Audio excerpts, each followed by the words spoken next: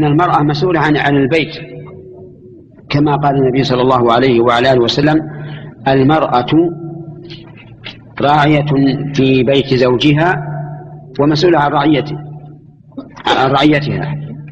لكن ينبغي للزوج أن يقتدي بأشرف البشر، وهو من؟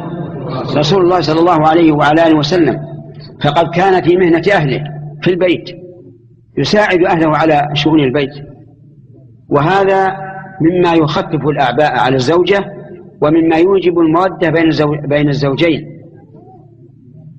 لذلك أدعو الأزواج إلى مشاركة الزوجات في ما يتعلق بشؤون البيت.